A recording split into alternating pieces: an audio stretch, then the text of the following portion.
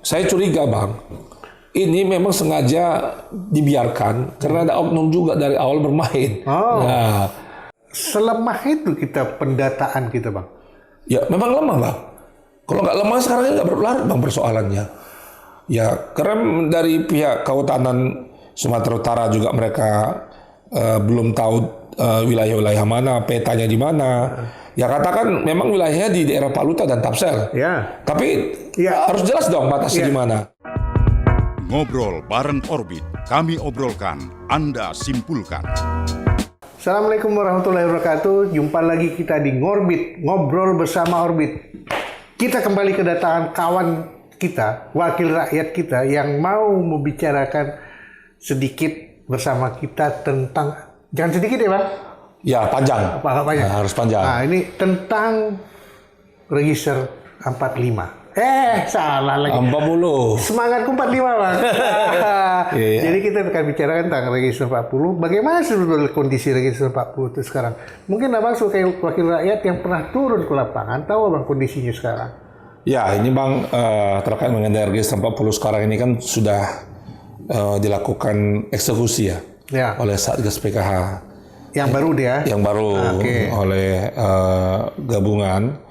Ya ada TNI, Jaksa, Polri, dari Kementerian Keuangan, dari Kehutanan. Ya kemarin ini kita melihat bahwasannya ternyata yang dieksekusi itu kan ada 47.000 hektar yang sudah ingkrah melalui pengadilan Mahkamah Agung, di mana pada tahun 2000 kemarin disampaikan bahwasannya itu sudah ingkrah, bahwasannya itu merupakan kawasan hutan. Tapi eksekusinya baru kemarin. Jadi sesungguhnya Bang, register 40 itu luasannya itu seluas 178.000 hektar.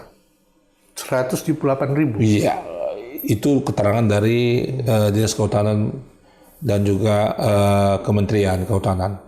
Jadi ada yang menyatakan bahwasannya register 40 ini sebenarnya debatable karena melalui putusan pengadilan tingkat TUN itu kemarin bahwasannya itu tidak kawasan hutan, sampai ke Mahkamah Agung diputuskan itu kawasan hutan. Tapi kalau suratnya sendiri, registernya sendiri, Abang pernah lihat atau Abang? Ya itu melalui SK register 40 itu Bang, ya yang ditetapkan oleh Kementerian Kehutanan. Pada saat itu masyarakat banyak juga yang keberatan atas keputusan dari Kementerian Kehutanan. Karena ada yang merasa dia punya lahan di situ atau? Karena bersinggungan dengan tanah adat Bang, tanah wilayah yang ada di sana. Karena masyarakat di sana mengatakan bahwa sebelum kemerdekaan mereka sudah ada di sana. Tapi kenapa tiba-tiba pemerintah menetapkan itu menjadi register 40 tanpa ada kompromi atau sosialisasi atau bicara dengan masyarakat di sana? Landasan dasarnya belum nampak. Iya, pada saat itu dia.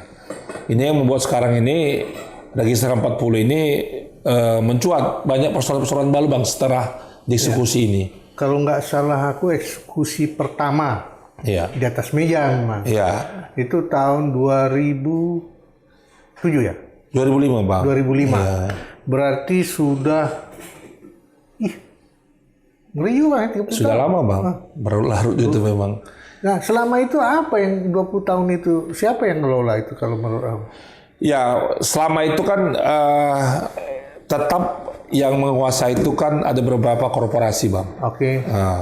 Jadi sebenarnya kan di atas lahan register 40 itu ada beberapa izin Bang, perusahaan, termasuk Inhutani yang milik BUMN yang sampai dicabut juga izinnya dari Kementerian Kehutanan, dan juga perusahaan-perusahaan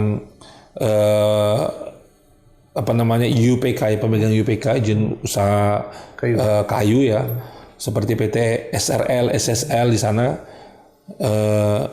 Mereka selama ini yang diberikan kewenangan untuk mengelola kawasan tersebut untuk ditanami pinus Bang. Pinus, berarti penghutanan kembali? Iya, artinya itu hutan tebang tanam. Jadi untuk tanaman industri untuk produksi kertas segala macam untuk perkayuan. Namun demikian perkembangan waktu ternyata banyak daerah-daerah yang menjadi konsesi perusahaan-perusahaan tadi itu dikuasai oleh perusahaan-perusahaan swasta juga, Bang. Oh. Dan juga pribadi. Kayak ambil alih atau segala macam. Ya, kita nggak tahu apa persoalan di dalam ini, apakah memang ada unsur sengajaan atau kelalaian, yang barang tentu itu sekarang itu seperti pembiaran. Oke. Kalau bagi kami rakyat nih Bang, rakyat kecil ini kan dia berpikir kalau yang namanya hak pemerintah, hak negara, bukan hak pemerintah ya Bang. Kalau yang hak negara itu adalah hak rakyat. Tapi sesuai dengan peruntukannya, kalau register ini dia, makanya dia untuk ini. Nah kan selama itu ada kata rupiahnya, bagi rakyat awam kemana rupiahnya tuh 20 tahun gitu. Ya itu yang menjadi persoalan sekarang. Nah, jadi kan di atas kawasan register 40 ini ternyata setelah didata Bang, dan melalui citra satelit, tutupannya itu tidak ada lagi kayu-kayu hutan. Tetapi sudah beralih ke perkebunan sawit. Oh, ya. Udah monokultur ya? Oh ya, jadi artinya ini yang menjadi persoalan karena memang sawit itu bukan hasil dari produksi hutan. Ya. Jadi kan udah lari dari HTI. HTI ya. Jadi oleh karena itu pemerintah selama ini masih abai terkait itu. Ya mungkin persoalan-persoalan ini sebetulnya sudah lama, Bang. Ya terkait juga ada 17.000 hektar masyarakat yang mengklaim itu wilayah adat segala macam, tetapi itu tidak ada solusinya yang diberikan pemerintah. Jadi kerugian-kerugian negara jelas terlihat di sana Bang. Ya.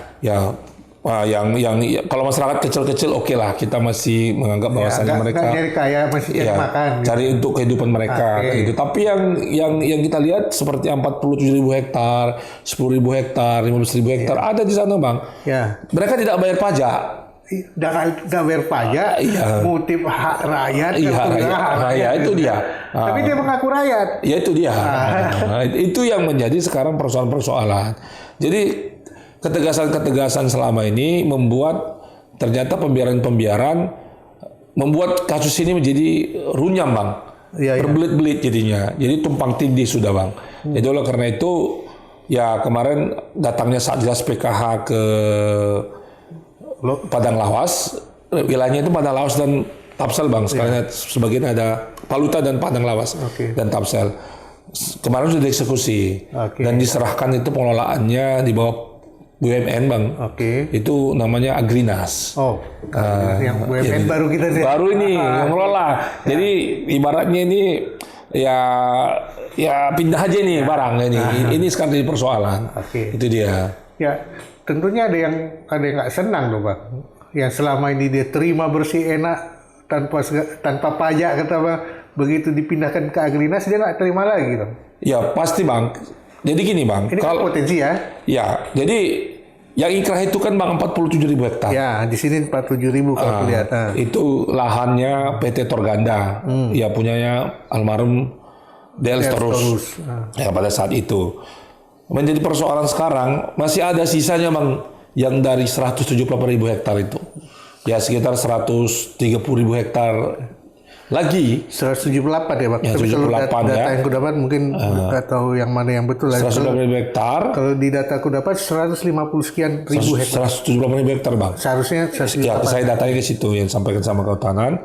Jadi itu sekarang Bang yang dikuasai oleh korporasi-korporasi besar juga dan juga ada sebagian masyarakat. Ini kalau kulihat di sini masih pemain lama semua memang. Ya. Dari data yang ku dapat ya. Ya, pemain-pemainnya sudah lama sudah lama itu perusahaan beroperasi di sana. Jadi sebetulnya waktu itu memang nggak ada eksekusi yang terjadi di tahun 2000-an awal itu. Ya, karena pertimbangan-pertimbangan terkait mengenai banyaknya penolakan-penolakan dari masyarakat dan juga kepentingan-kepentingan lain ini membuat pemerintah saya lihat ragu-ragu untuk eksekusinya Bang. Takut pelanggar HAM atau segala macam. Tetapi itu tergantung memang kemauan juga sebenarnya menurut pendapat saya. Karena kalau ku perhatikan kita banyak gagal selalu dalam penegakan hukum adalah dari pembiaran. Atau pendiaman. Segala sesuatu. Nah ini kan sudah didiamkan selama berapa tahun itu, kita di Sumatera Utara ada nggak usaha kita sebagai rakyat Sumatera Utara untuk bergerak kepada pemerintah, kelolalah yang betul. Gitu. Ya, kita ini akan memanggil stakeholder terkait Bang ya. Pemerintah, kemudian terkait mengenai aparatur hukum, terkait mengenai dan juga yang pengelolanya ada Agrinas. Ya, kita ingin memetakan Bang, sebenarnya register 40 ini mau diapakan. Yang mana saja dan mau diapakan. Iya, karena memang tata batasnya juga sampai sekarang belum jelas dari kehutanan. Ya. Yang mana wilayah register 40.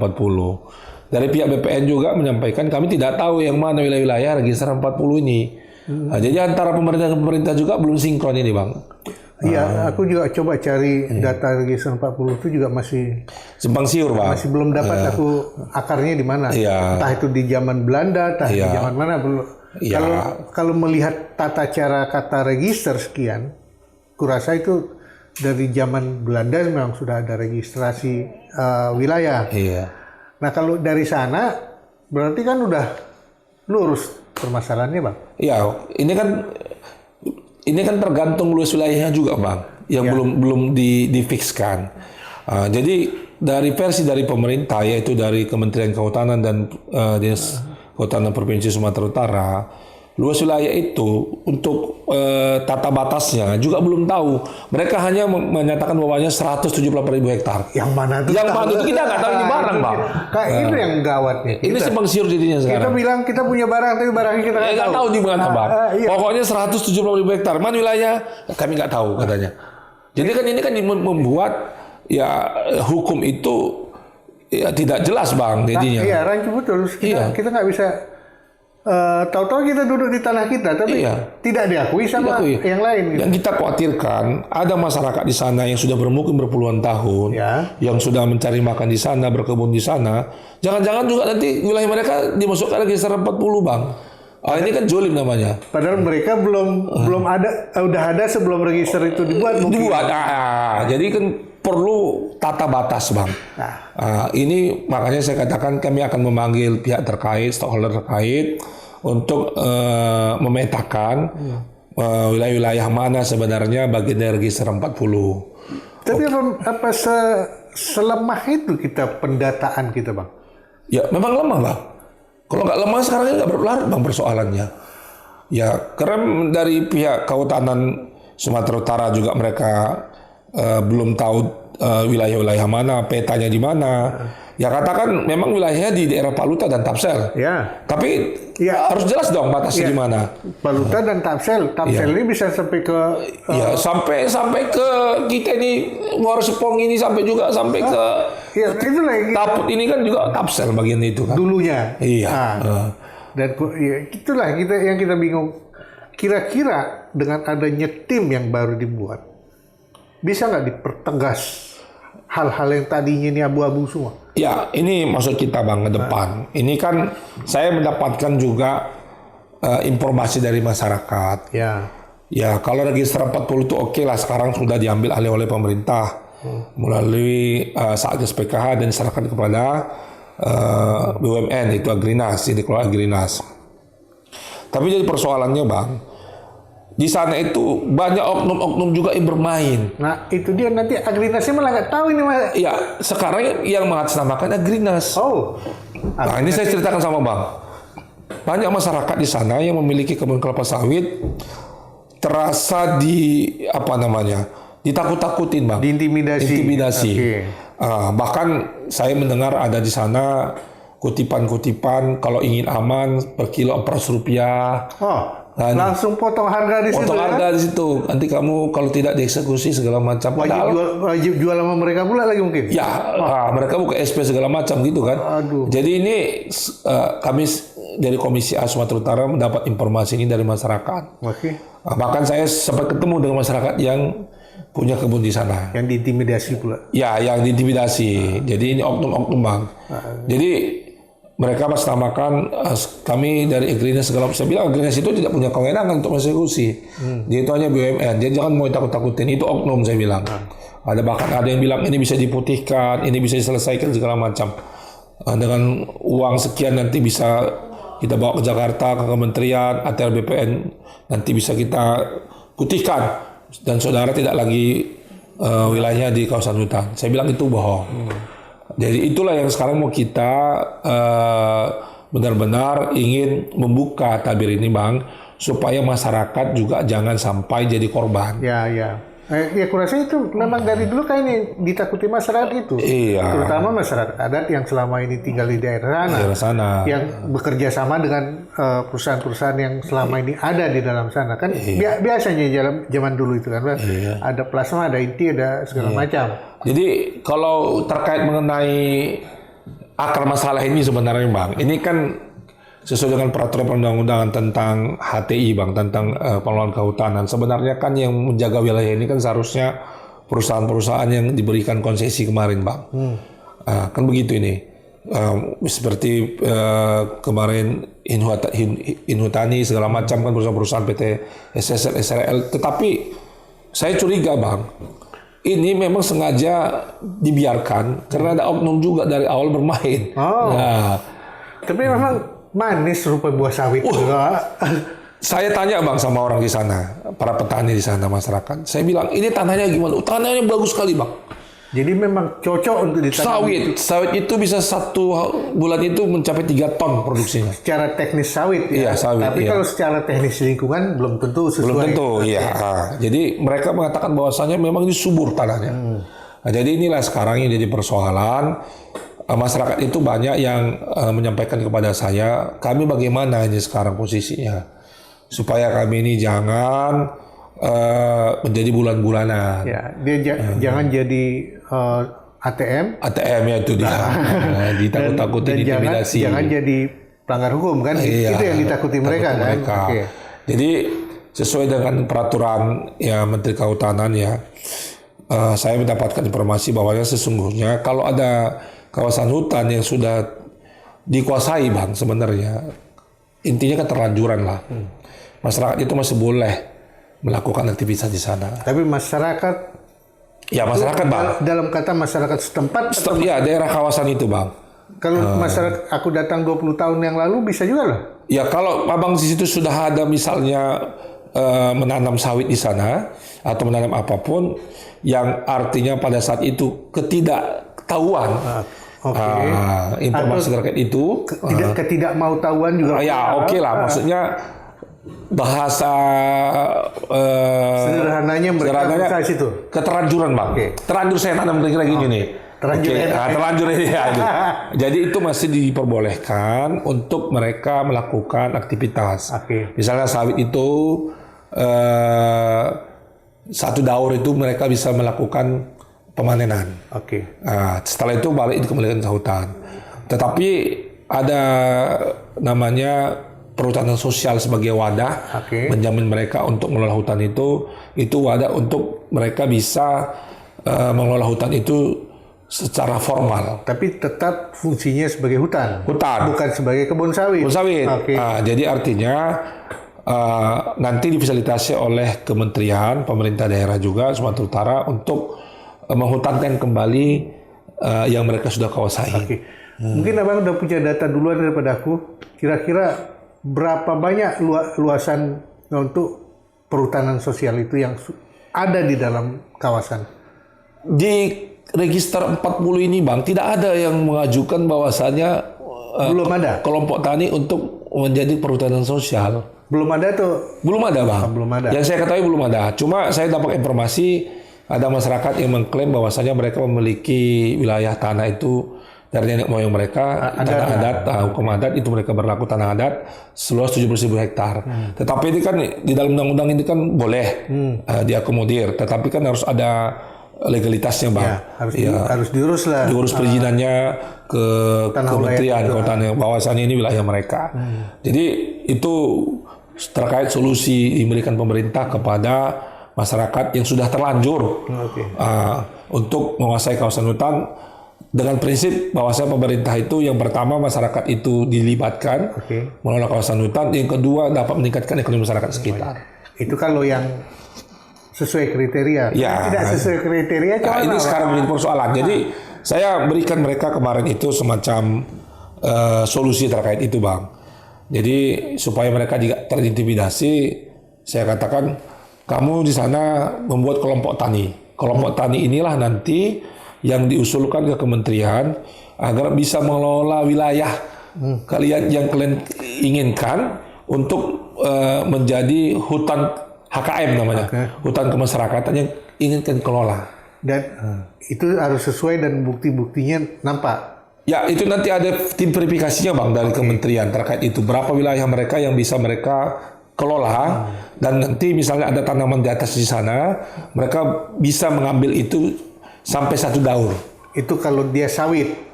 Kalau dia sawit. Kalau dia tanaman hutan, Boleh Bang. lanjutkan. Justru itu lebih baik. Oke. Karet, aret, nah itu nanti arahnya ke sana. Oke. Setelah sawit ini misalnya ditumbang, replanting, Cari potensi yang paling potensial. ya di sana. apa kira-kira yang menjadi penambah ekonomi sekitar misalnya aren, difasilitasi oleh pemerintah Bang. Oke. Bisa jadi gula justru. Iya, Asal dia justru- kan jadi tua semua ya. Ya, itu kearifan lokal sana lah mungkin ya kan. Tapi menarik kalau kita bicara lanjut seperti itu. Kalau perusahaan yang masih tetap bertahan dan mau bertahan terus di sana gimana Bang? Ya, inilah sekarang ini menjadi persoalan pemerintah daerah. Jadi saya mendengar dari register 40 yang dieksekusi 47.000 hektar ini, pihak Delstorsson keberatan juga. Kenapa hanya kami saja yang dieksekusi? Ya, karena kalau dari data yang pendapat memang relatif dia. Ya, kan masih banyak juga perusahaan-perusahaan di sana yang Ya. menguasain. Inilah yang harus disikapi oleh pemerintah. Oleh karena itu, untuk supaya bisa dipetakan berapa jumlah dikuasai oleh perusahaan, maka harus dilakukan terkait mengenai audit geografis, Bang. Dibuat tata batas. Ya karena sampai sekarang yang Ya itu dia, kita nggak tahu Bang. Jangan-jangan nanti di wilayah hutan itu sudah ada sertifikat Bang. Overlap. karena itu nggak mungkin kan register dengan sertifikat. Karena terjadi juga Bang seperti itu. Ada juga yang memiliki HGU Bang. Loh, Ini persoalan. kan HGU itu sama, dia harus tahu registernya di mana. Ya, makanya saya bilang antara pihak pemerintah juga, unsur dari pemerintah juga kadang-kadang kan masih simpang siur Bang. Makanya perlu dipetakan wilayah-wilayah mana yang menjadi wilayah register 40. Dari pihak BPN menyatakan ya kami melihat bahwasanya itu kemarin tidak kawasan, kok tiba-tiba jadi kawasan kan gitu kan.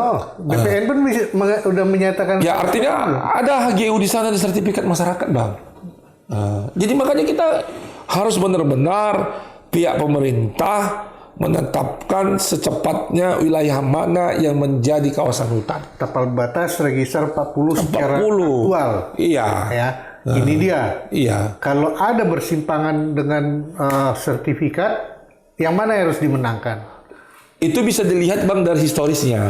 Itu ada undang-undangnya terkait Jadi BPN. selalu ada solusi yang tidak merugikan rakyat. Ya. Ya. Oke. Ketika sertifikat duluan keluar daripada penetapan, maka itu bisa menjadi sertifikat. Ya. Tetapi jika hutan duluan baru sertifikat, itu otomatis menjadi kawasan hutan. Oke. Nah, itu dia. Berarti kalau masyarakat yang dilakukan itu ya hutan masyarakat lah jadinya. Ya kalau yang sudah terlanjur Ya. menguasai. Ya. Udah ada keluar sertifikat nih Bang.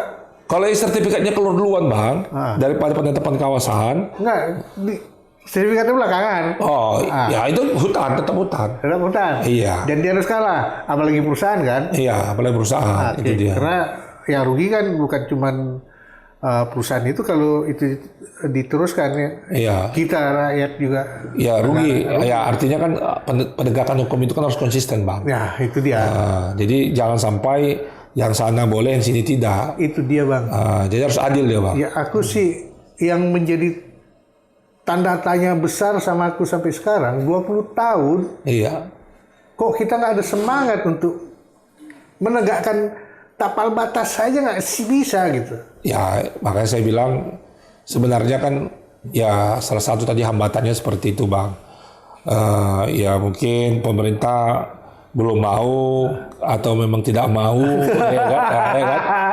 Ini emang banyak tanda tanya di sini. Iya, Sama seperti aku bilang. Itu Tapi dia. yang menjadi satu lagi sorotanku, kita masyarakat Sumatera Utara berhak nggak ikut campur dalam permasalahan ini, terutama melalui kalian sebagai wakil-wakil kami. Oh iya Bang, ini kan kawasan hutan Bang.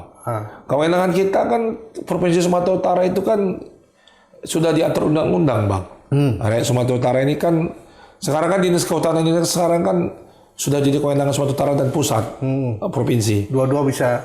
Ya, jadi kalau terkait mengenai status hutannya itu misalnya hutan produksi terbatas, HPT, sampai hutan lindung masih di bawah kewenangan provinsi, Bang.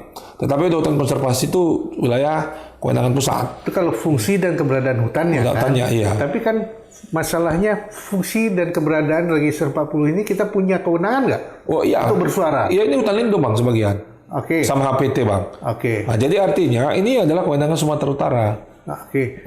Jadi selama ini pemerintah kita di Sumatera Utara kenapa nggak berani turun? Ya itu saya bilang tadi, Bang. Antara mau dan tidak mau kan gitu. Atau malu-malu kucing? Iya. Ya saya bilang banyak orang berkepentingan di dalam. Oke. Itu kalau udah kata kepentingan di dalam dia. orangnya orang kita. Iya. Jangan sampai gini, Tapi Bang. aku rasa kalau hukum kan tegas, Bang. Ya, itu saya katakan sama Bang. Pengadilan itu sudah memutuskan Mahkamah Agung. Ya. 20 tahun yang lalu bahwasanya yang dari 178.000 hektar itu sudah ingkrah menjadi kawasan hutan. Oke. Sudah 47.000 hektar. Sampai sekarang kan eksekusi baru ini kemarin. Karena tegasnya Pak Presiden. Kalau menurut Abang sebagai wakil kami kan Abang yang berurusan dengan pemerintah, dengan segala macam. Titik lemahnya di mana waktu itu, Bang? Kemauan aja nih, Bang. Kemauan. Iya. Jadi waktu kemauan dan ketegasan. Eksekutornya? Ya, kalau mau eksekusi itu kan tentu kan orang kehutanan, Bang. Iya. Eksekutornya yang mungkin ya kita duga-duga ini nggak bisa kita menuduh karena bukan kita pula penuntutnya kan. Walaupun kita menuntut sebagai rakyat itu hak kita, bukan kita yang menuntut. Ada kemungkinan kelemahan itu akan terjadi lagi ketika sudah ada Agrinas, ya, Bang? Ya, Agrinas ini kan dia yang bisa dia kelolakan kalau sudah dieksekusi, Bang. Ya, itu dia yang ku bilang, Bang. Nanti itu jadi alasan kenapa Agrinas gagal. Padahal duit kita keluar loh untuk Agrinas itu. Iya. Jadi yang menjadi persoalan sekarang, kalau di Agrinas sudahlah, saya pikir pikiran itu mereka kelola sudah. Iya, Agrinas oke lah, karena dia. Tapi nanti dia yang jadi kambing hitam. Ya, kalau dia jadi kambing hitam, Bang, kambing hitamnya gimana? Maksudnya saya nggak ngerti. Jadi, iya kan Agrinas sudah kelola. Tapi ketika yang mengeksekusi tidak mampu, kan Agrinas mau ngapain? Sekarang sudah dieksekusi, Bang, yang 40 hektar. Oh, itu udah turun dari pihak TNI, udah Polri. Dikuasai oleh Agrinas. Sudah dikuasai Agrinas. Tapi dengan catatan tidak memecat karyawan yang ada di dalam. Oke, itu fair lah. Ya, digunakan. Dan ada juga memang perusahaan-perusahaan lain yang sudah dieksekusi oleh Satgas PKH yang diserahkan kepada Agrinas, seperti di Labura ada PT Bakri, Plantation juga di situ. Itu juga udah semua betul-betul Agrinas yang kelola. Ya, mereka udah buat plan di sana bahwa ini wilayah hutan yang dikuasai oleh Satgas PKH yang nanti akan diserahkan pada Agrinas. Yang jadi persoalan sekarang kan masih banyak daerah-daerah lain yang besar-besar. Betul. Nah, itu dia. Itu masih akan terus berjalan dan kita berharap terus berhasil. Satu lagi pertanyaan yang mengganggu di otakku. Agrinas Palm. Iya. Berarti nggak ke hutan jadinya? Ya, sebenarnya kan ada semacam bias, Bang, ya. Absurd juga memang. Iya. Satu sisi itu hutan, tapi kok tiba-tiba dipindahkan dikelola juga sawitnya kan gitu. Iya. Kenapa nggak dieksekusi tebang tanam pohon gitu kan? Iya. Ya. Karena memikirkan bahwasannya mengeksekusi juga itu butuh biaya besar, Bang. Iya kan? Masuk akal. Jadi pemerintah mungkin ya beranggapan bahwasanya kenapa yang sudah ada potensi di sana tidak dikelola dulu. Yang nantinya uangnya ini mungkin bisa nanti untuk reboisasi untuk lahan konservasi segala macam. Pemikiran saya seperti itu. Beda nanti mungkin kalau endingnya goalsnya itu mau diputihkan kan gitu kan. Itu persoalan baru lagi. Kalau goalsnya pemutihan udah lari dari semangat Register 40. Ya itu makanya saya bilang. Dengan kata Agrinas Palm aja aku udah curiga akan ada sesuatu. Ya kan gitu. Karena hutan sama palm udah beda kan. Aturannya Agrinas Forester. Iya betul. Bukan Agrinas Palm. Nah kalau segala sesuatu kita abaikan dan kita miringkan, semua bisa ikut nih tuh Bang. Iya. Air akan ngalir ke bawah. Iya. Nggak pernah ada air mau naik ke atas kecuali pakai pompa. Pakai pompa aja bisa Bang. Iya, siapa yang mau pompanya? Nah, bagaimana kita masyarakat Sumatera mengawasi itu Bang? Ya, kita sekarang ini Bang, mungkin dalam waktu dekat, kemarin kita sudah RDP sebelum Satgas turun. Tapi dari kehutanan belum datang, dan beberapa proses terkait belum datang, kita menundanya. Nanti mungkin habis kami reses ini, kami akan melakukan penjadwalan untuk memanggil semua stakeholder terkait mengenai register 40 ini Bang. Dan juga yang lain-lain juga yang masuk dalam kawasan hutan. Mengundang pihak BPN, kehutanan, pemerintah. Ya, supaya kita bisa memetakan mana yang sebenarnya menjadi kawasan hutan. Jadi dudukkanlah semua itu di tempatnya. Di tempat. Ya, ini kan kawasan hutan ini kan banyak juga persoalan mulai dari Langkat. Ya, Asahan, Labuan Batu Raya, tempat saya. Selagi ada yang berkembang pasti ada masalah. Sampai ke daerah Mandeling Natal. Ya, ini kan selama ini kan di depan mata. Hutan itu dikuasai oleh korporasi. Dan sawit. Dan ada pembiaran kan. Padahal dia sudah milik negara. Milik negara Bang. Tapi disadap sama orang lain. Iya. Jadi kan banyak kita yang menjadi kerugian kita. Hutan kita rusak, ya kan? Uang kita hilang. Sumber pendapatan untuk negara kita juga hilang. Jadi tidak ada kontribusi apapun. Yang uangnya persoalannya terakhir Bang. Yang menguasai perkebunan ini uangnya Bank Singapura Bang. Itu dia. Bukan ditanam Bank Sumut ya? Bank Sumut. Dibawa ke luar negeri Bang. Tapi menarik lah bagi aku Bang. Berarti saat ini rakyat sudah diberi kesempatan untuk ikut terlibat mengawasi atau tidak, setidak-tidaknya ikut bersuara di situ kan melalui wakil kami. Bukan hanya bersuara Bang. Saya punya ide baik lagi Bang terkait ini. Seperti kan sekarang lah di Riau, Dul Tapalma segala macam itu kan uang triliun dapat.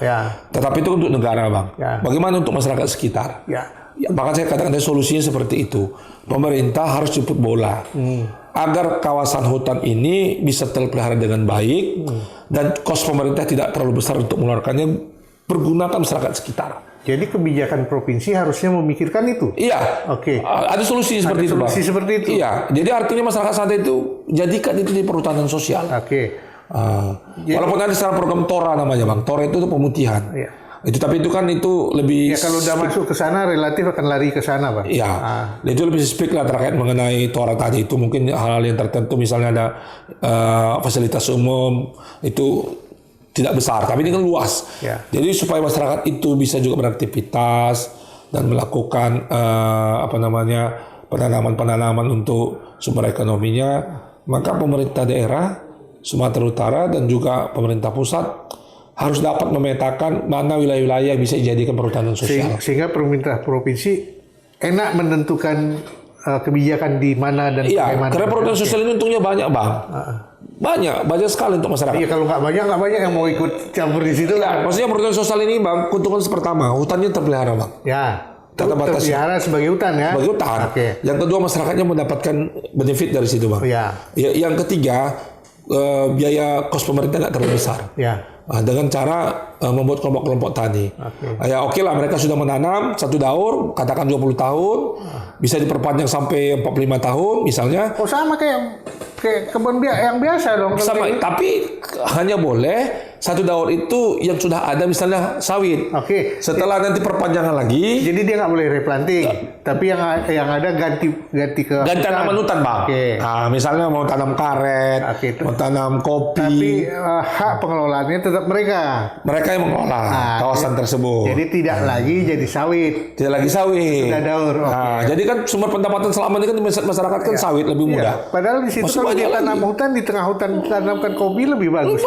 Aren itu, Bang, aren itu potensi luar biasa, Bang. Gula merah, diekspor juga bisa. Bahan etanol segala macam itu kan pasarnya di mana-mana ada. Kalau itu jadi cuma karena masyarakat selama ini tidak teredukasi terkait itu, yang lebih enaknya sawit, kreatif hari panen, itu aja katanya. Itu dia. Sebetulnya masyarakat itu termasuk masyarakat malas kalau kayak gitu. Itu dia. Saking malasnya Bukan malas Bang, tapi mau simple aja. Mau simpel. Oh iya, boleh itu Bang. Lebih Ya, simple. lebih apa? Lebih smooth lah. Enak sedikit cakapnya Ya, kan. ya. Saking enak cakapnya, enak pula ngambil pulau orang gitu Bang. Makanya kalau udah bicara sumut ini pening aku Bang. Iya. Ya, sekarang kita mau pening pula dengan 4 pulau yang nggak ada orang. Aduh, Bang. Ruwet lagi nih. Aduh. Ini aku nggak tahu nih bakal ributnya kayak register 40 nggak nanti nih. Sebenarnya lebih panas lagi, Bang. Itu aku takut. Kita bicara sekarang lama. Nggak ada waktu kita. Nyambung nanti ya, kita datang ya. Kurasa emang harus nyambung. Sediakan waktu untuk kita itu. Ya kan? Oke. Jadi Orbiter, kalau kita bicara sumut ini emang aduh nggak tahu lagi aku. Semua urusan tuh kemelut entah apa nggak tahu lah ya. Iya. Tapi nyatanya selalu ada jalan saat kita mau. Seperti Bang Zera tadi bilang, mau nggak? Iya. Ada kemauan nggak? Mau nggak? Kalau nggak mau apa boleh buat. Jadi sampai jumpa kita di Ngorbit berikutnya. Assalamualaikum warahmatullahi wabarakatuh.